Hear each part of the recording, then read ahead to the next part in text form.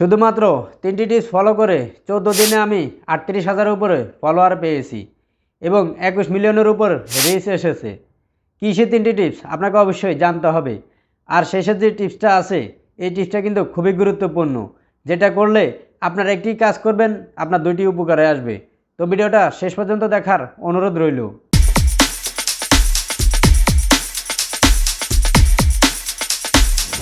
Number 1, video upload. Video upload আসলে খুবই গুরুত্বপূর্ণ। আপনার যদি একটি নতুন পেজ হয়ে থাকে তাহলে আপনি কয়টা ভিডিও আপলোড করবেন, আর যদি একটি পুরাতন পেজ হয়ে থাকে তাহলেও কয়টা ভিডিও আপলোড করবেন, অবশ্যই আমি আপনাদেরকে বলে দেব।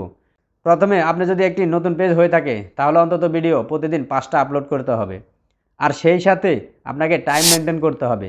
আপনি কখন ভিডিওটা আপলোড করতে পারবেন সেই হিসাবে প্রতিদিন 5টা ভিডিওতে আপনি টাইম মেনটেন করে 5টা ভিডিও আপলোড করতে হবে পেজে। আর যাদের পুরাতন পেজ একবার ডাউন হয়ে গেছে, তেমন ভিউ আসে না, আমি তাদেরকে বলবো আপনি প্রতিদিন অন্তত 3টা ভিডিও আপলোড করেন। 3টা ভিডিও আপলোড করবেন, আপনি টাইম মেনটেন করতে হবে।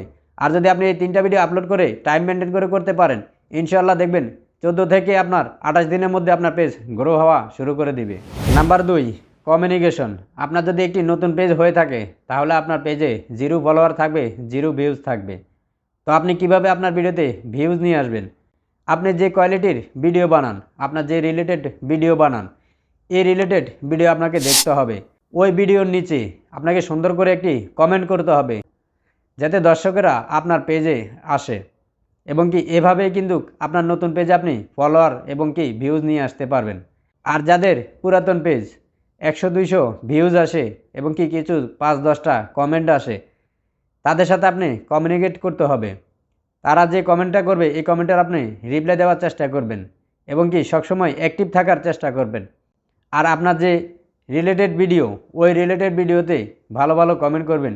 ইনশাআল্লাহ দেখবেন 28 দিন থেকে 14 দিনের মধ্যে আপনার পেজ গ্রো হওয়া শুরু করে দিবে। নাম্বার 3, এই 3 নাম্বার টিপসটা কিন্তু আসলে খুবই গুরুত্বপূর্ণ। আপনি ভিডিও আপলোড করেন সঠিক সময়, ভিডিও প্রতিদিন আপনার নিয়ম মতো আপলোড করেন, কিন্তু এই 3 নাম্বার টিপসটার কারণে আপনার ভিডিও ভাইরাল হচ্ছে না।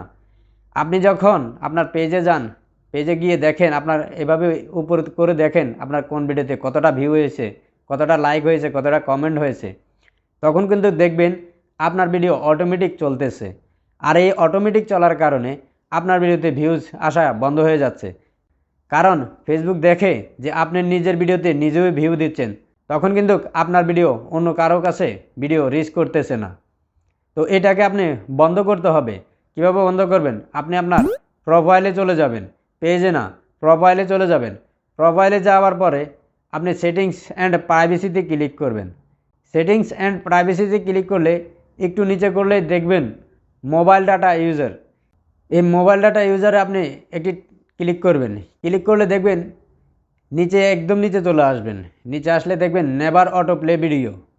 এই নেভার অটো প্লে ভিডিও যদি আনটিক করা থাকে তাহলে কিন্তু আপনি এখানে টিক করে দিবেন। টিক করে দিলে আপনি যখন আপনার ভিডিওগুলো দেখবেন, কে কতটা লাইক দিয়েছে, কে কতটা কমেন্ট করেছে, কত ভিউ হয়েছে, তখন কিন্তু এটা আর অটোমেটিক চলবে না। তখন ফেসবুকও বুঝবে না যে আপনি এটা দেখতেছেন।